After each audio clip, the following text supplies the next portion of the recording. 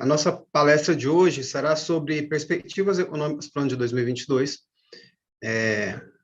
Um assunto que me interessa muito, é minha área de atuação, vivo isso no dia a dia, e como convidado especial, convidei por muitas vezes, meu algoz, eu resolvi convidar uma pessoa de uma escola diferente de economia, para abrilhantar mais o debate, meu amigo pessoal, Felipe, para abrilhantar a nossa palestra.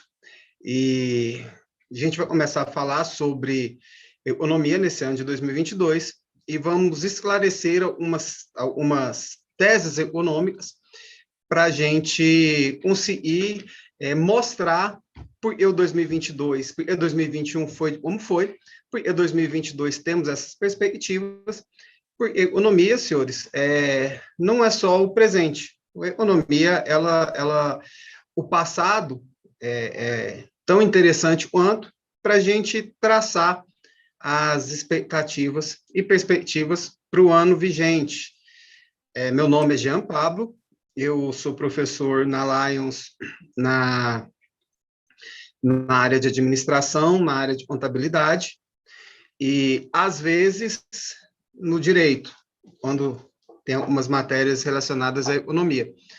Sou formado em economia, tenho pós-graduação em docência universitária e em finanças, e tenho mestrado, sou mestre em planejamento e desenvolvimento territorial.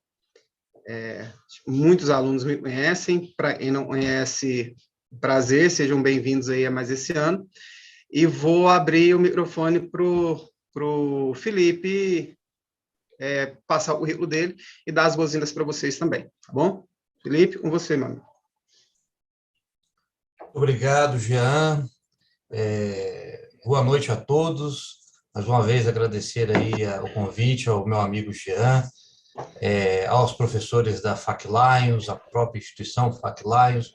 É um prazer estar aqui, a gente poder conversar e bater um papo que eu particularmente acho muito agradável, né? Falar sobre economia como um todo, sobre perspectivas para o futuro, talvez até meios para a gente chegar aí numa sociedade melhor, mais próspera para todos, né?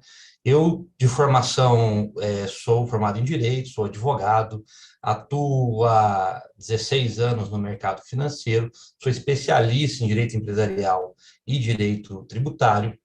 Atualmente sou mestrando em Economia pela Universidade Mackenzie, em parceria com a Escola de Negócios de Madrid, e a minha razão por estudar economia foi por sentir falta de uma análise econômica no próprio direito, porque o direito, por mais que nós temos teses belíssimas, ele lida muito ou quase nada, muito pouco ou quase nada, com a ideia de escassez, com a ideia de consequências. E há muito que se estudar e principalmente falar, eles falam muito em economia sobre falhas de mercado, mas também falasse um pouco sobre falhas de Estado, né?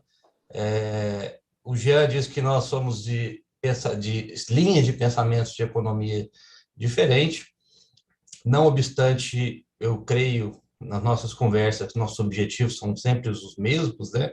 Uma sociedade livre que proteja os direitos individuais, direitos de propriedade, com comércio, maior prosperidade. Porém, há realmente, talvez, algumas discussões metodológicas. Eu adapto para o meu estudo e para a minha pesquisa a escola austríaca, majoritariamente. Gosto muito dos economistas institucionalistas e da public choice para explicar as questões do Estado. E, a partir da metodologia deles, eu busco entender e explicar os fenômenos da sociedade. A economia e o direito são duas áreas que devem voltar a andar juntos, porque ambas influenciam uma na outra, e creio que no decorrer aqui da nossa conversa a gente vai poder demonstrar um pouco disso. Obrigado pelo aceitar o convite, Luiz, Felipe.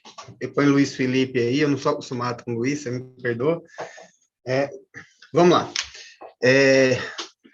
Começando a nossa palestra, a gente não pode imaginar uma perspectiva de um ano econômico baseado somente nesse ano. A gente tem que analisar todo um histórico passado.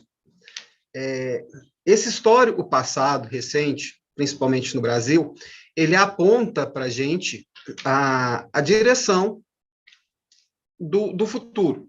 A economia é isso, a economia ela tem princípios,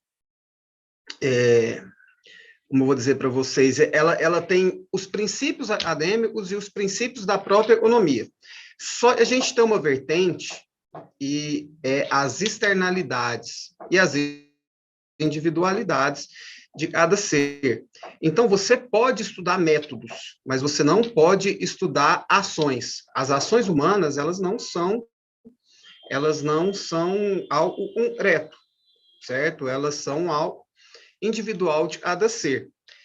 E quando a gente fala as ações humanas, a gente está falando as ações humanas de todos. O político, o governante maior, ele faz ações humanas baseadas nas individualidades dele e sobressai a todos. Eu gosto muito de dar um exemplo, quando eu começo a dar a palestra, da greve dos caminhoneiros, para vocês entenderem um pouco o princípio de como a economia, um fato passado, ele vai ter consequências no futuro. Se eu perguntar para todos vocês aí, por qual motivo existiu a greve dos caminhoneiros em 2016, com certeza a resposta seria aumento do frete, e diminuição do frete, né, o valor do frete, e o aumento do preço do combustível, do óleo diesel. Porque toda a imprensa noticiou isso naquele momento, porque é a resposta mais simplista. Então, você tem ali a manifestação, a imprensa perguntava para os caminhoneiros, o caminhoneiro falava isso, e ficou esse sendo o motivo para a grande maioria das pessoas. Quando você faz uma análise do passado, se chega em alguns apontamentos. Vou dar o exemplo para vocês. Em 2013, a Ford estava com sérios problemas financeiros no Brasil. E a gente está falando ali de mais de 5 mil funcionários que iam ser desempregados na hora. A malha viária do Brasil estava muito defasada. Os caminhões estavam muito antigos, enfim. Então, a então presidente na época, a Dilma, ela teve a brilhante ideia de subsidiar o preço subsidiar a compra de caminhões via BNDES. E quando se fala subsidiar, a gente sabe que fazer mais barato, fazer um juro mais atrativo, subsidiar, fazer uma diferenciação de preço de mercado. E assim foi feito. Ela assinou a decisão, mandou para o BNDES, e naquele momento, em 2013, se aumentou 30% a frota dos caminhões. Gente que nunca trabalhava de caminhoneiro para uma empresa, teve condição de comprar seu caminhão próprio, começar a trabalhar. Pessoas que tinham sonho de ser caminhoneiro, teve condição de comprar seu caminhão, sem entrada, um juro menor. Basicamente, quase todo mundo que tinha um nome limpo e tinha interesse, conseguia comprar o seu caminhão zero. Em contrapartida a isso, a oferta de frete aumentou 30%, porque 30% de caminhões novos foram para a rua. Em contrapartida, a demanda por esse frete não acompanhou. O frete continuou o mesmo. O trabalho continuou o mesmo, só aumentou a oferta de veículos. O que foi acontecendo? Professora Cristina, ela tinha uma fazenda de soja, o professor Marcelo tinha um caminhão, o professor Rafael Cedro comprou um caminhão novo, nesse subsídio do BNDES. O que acontece nesse momento? O professor Rafael Cedro, precisando para a prestação do caminhão, chega na professora Cristina e fala: professora, quanto a senhora está pagando de frete para levar sua soja para o Porto de Santos? Ela vai falar assim: eu pago 10 mil reais. Ele fala: não, eu estou entrando no negócio, eu estou precisando, eu vou fazer esse frete para a senhora por 9 mil. O professor Marcelo viu e perdeu o frete e falou: Cristina, você mandou o frete para o outro por quê? O professor Cristina fala: não, ele fez a 9. professor Marcelo não iria perder o emprego e a renda dele também. Ele fala, não, então me dá o próximo, eu faço a 8.500. Nisso, como a demanda do serviço não aumentou, o valor do frete foi diminuindo ao valor do tempo. E é a lei natural da economia, oferta e demanda. Em contrapartida, eu vou dar uma outra loja de pneu para a professora Marcela. Eu dei uma de manhã, vou dar uma outra hora à noite. Professora Marcela tinha uma loja de pneu de caminhão. Com essa demanda por insumos de caminhão novos que entrou no mercado, as vendas da professora Marcela de caminhão aumentou 30%. O que ela vai fazer como empresária racional também vai aumentar o preço do insumo. Então, aumentou o preço do pneu, aumentou o preço do óleo de freio, aumentou o preço de lona. Ou seja, os insumos para manter um caminhão subiu conforme a oferta, o preço do frete diminuiu conforme a oferta e a demanda do serviço continuou estabilizada.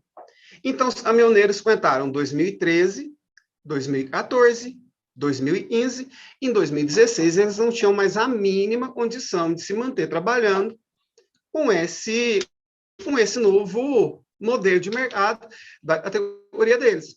E sobraram para eles simplesmente fazer a greve e parar tudo, falar assim, nós não estamos aguentando mais e o Brasil vai parar, como foi que aconteceu. Então, como nós não temos uma educação econômica e constitucional, eu falei mais cedo, acho que todos concordou, acho que no segundo grau tinha que ter uma matéria de economia e constituição, ao menos, para que a população entendesse isso de fato. Como nós não temos essa noção econômica, a gente compra a ideia e a imprensa passa. E a imprensa, naquele momento, passou preço do frete e preço do diesel, mas não entendeu e levou os motivos do frete e do diesel a chegar nesse patamar. Então, quando a gente fala, se perguntasse a perspectiva econômica de 2016, a gente ia saber que um fato que aconteceu em 2013 ocasionou toda ela prejuízo para o Brasil. Ponto. Quando a gente traz isso para 2022, a gente tem que analisar o que antecedeu 2022. E é a grande questão que nós temos todo mundo sabe, pandemia, recessão mundial, enfim, só analisando friamente para traçar essas perspectivas. Uma colocação, Felipe? Excelente, professor. E complementando, né? Eu sempre digo, economia não é foto, é filme. Você tem que ver o filme inteiro e geralmente ele é longo, né? E não à toa os ciclos da política ele geralmente é descasado com os ciclos da economia. Então, não à toa políticos podem ser glorificados ou virar vilões em razão de consequências econômicas que só vão desencadear no seu mandato, porque é isso que a população está vendo ali naquele momento, né? Uma intervenção que ocorre há anos anteriores, geralmente vai levar aí algum tempo até sofrer alguma consequência. No caso do incentivo à compra de caminhões, e não foi, se você olhar naquela época, não foi a única forma do governo ter intervido na economia. Você lembra que houve também intervenção no preço da energia, intervenção no preço do combustível, intervenção no preço energia, combustível e dos juros também. Houve baixa de juros à força utilizando os bancos públicos. Por mais que há uma intenção ali do político de trazer uma resposta à população a uma crise, o que acontece geralmente é o desarranjo das cadeias econômicas, e aí você tem os ciclos econômicos, né? Então, você não tem, por exemplo, as linhas de produção, elas não são exatamente iguais. Cada fase dela tem tempos diferentes, momentos diferentes. Então, quando você, por exemplo, faz uma intervenção no setor de logística, ofertando mais caminhões, isso vai dar uma outra informação para outros investidores. É o que, por exemplo, quando o governo faz quando ele baixa juros na marra, né? Ele está sinalizando para os investidores que a poupança demais